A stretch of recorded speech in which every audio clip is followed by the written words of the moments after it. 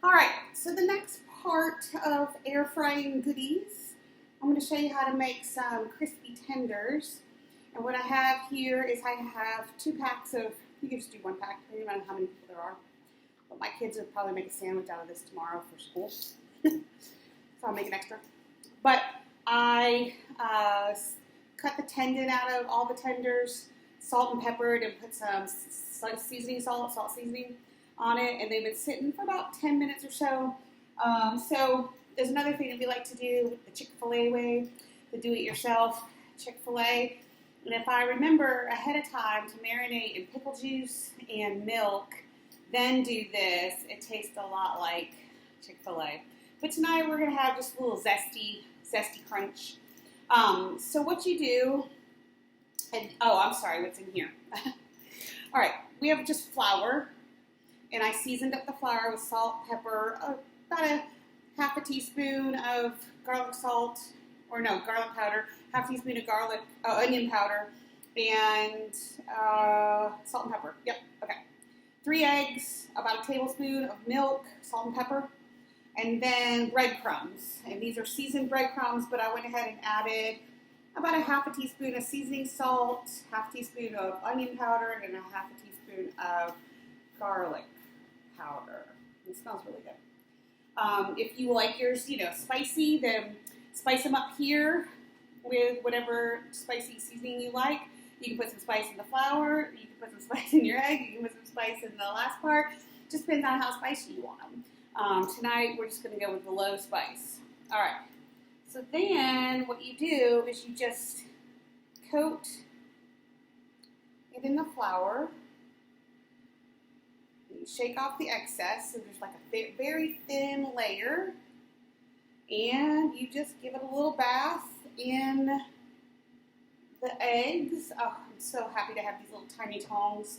I don't ever have to touch this mess again.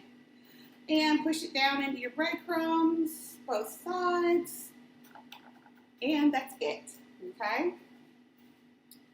So we'll be coating here for quite a bit here. But I'll come back I'll do one more for you in front of the video, and then I'll come back and show you what setting to put it on the air fryer and how that all works. So we give it a little coating on the seasoned flour, shake off the excess, give it a bath, excess, and then crunch on. And you see I'm pushing it down into there a little bit, and then shake off the excess. And I'll just keep doing that process until these are all coated, and then I'll come back and I'll show you how to put it in the air fryer. Okay? Cheers, everybody. So I thought I'd pop back in and show you what it looks like as I coat them up close. And you can see the chicken just there a little bit, but the flour helps the egg stay on, and the egg helps the breadcrumbs stay on. And that's what it looks like before it goes into the air fryer. Okay, we are going to finish the chicken. So I finished coating them all, and now we're just going to lay them on the cooking trays. And I'm going to alternate big end, little end, so we can fit more on here, if you know what I mean. They're shaped like that. Yeah, okay. Ooh, I bet I could fit one more in here if I just scoochy. That's a cooking term, did you know that? Scoochy. All right. So basically I've got 1, 2, 3, 4, 5 going, oh, that's the wrong direction. Going this direction. And you know what? I realized I didn't say, look at me, I'm a mess. It was a cup of flour, 3 eggs, a tablespoon of milk, and another cup of breadcrumbs. And I put like, a couple tablespoons of the flour in the breadcrumbs too, just to help it stick together and make it crispier. Yeah, that's what I wanted to tell you. All right. And so it probably fit not fit a second one on there. Okay, so we have 6 on this tray.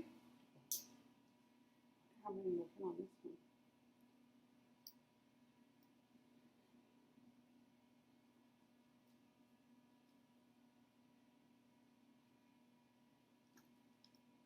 I bet if I rearrange that first one, I'll be able to get them all in at once.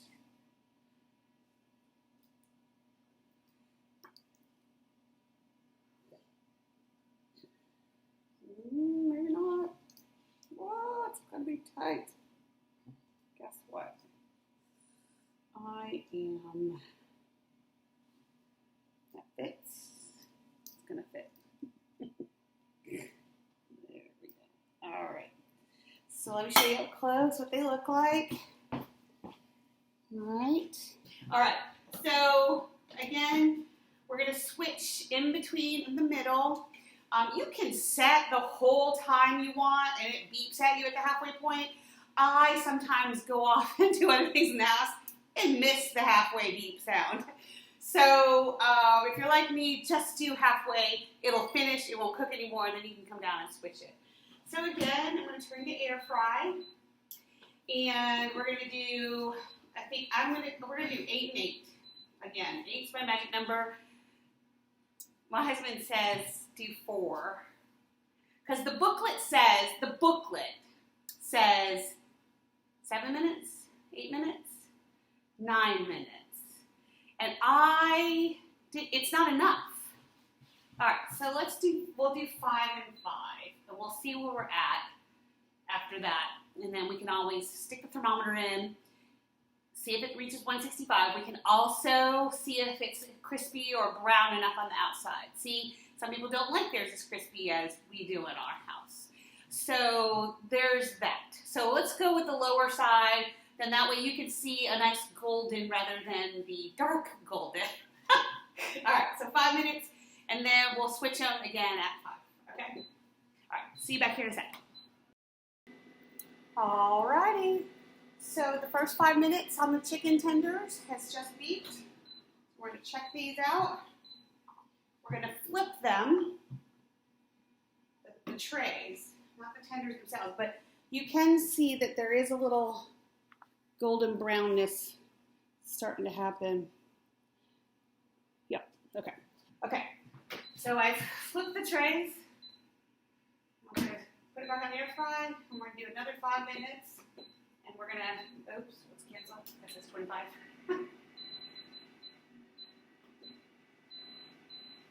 And then at this point, we can check the color and the temperature. We can pull out trusty dusty digital thermometer, and it's done, 5 minutes. And then we'll see what the temperature is. And this is a great little thermometer by PCAF because it has the temperatures on here, and you'll never forget. Chicken, turkey, 165. Okay, great. See you in a second. All right, we're back. We're going to finish off these chicken tenders in the air fryer.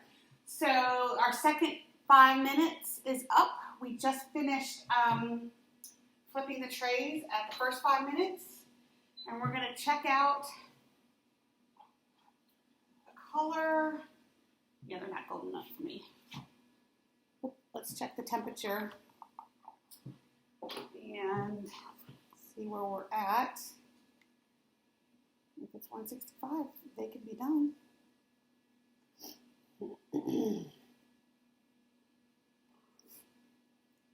Alrighty, I'm going to stick it probably in this one. It looks pretty darn fat compared to the others.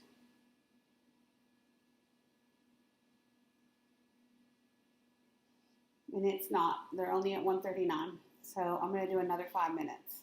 I'll flip the trays again. Yeah, it's struggling to stay at 138. Okay? All right, so let's do 5 more minutes, and then they're going to be done.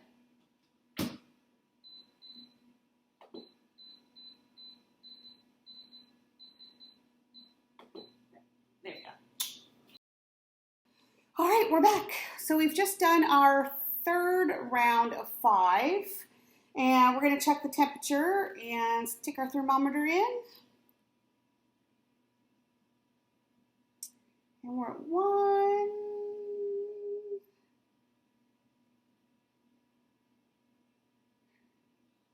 166, 167. I think that's a winner. All right, so listen. I can comfortably say that we can, I'm going to do another one. I'm going to do this one right here. We can comfortably say that you can go ahead and do 8 and 8. Do 8, flip the trays, and do another 8. And that should get you to 165 rather than 5, 5, 5. I was just trying to be safe. Didn't want to burn them.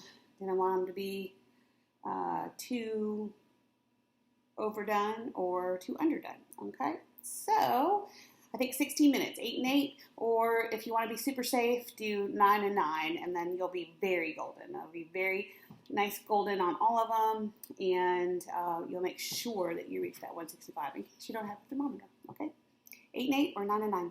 I would go for the 9 and 9. All right, y'all. Cheers.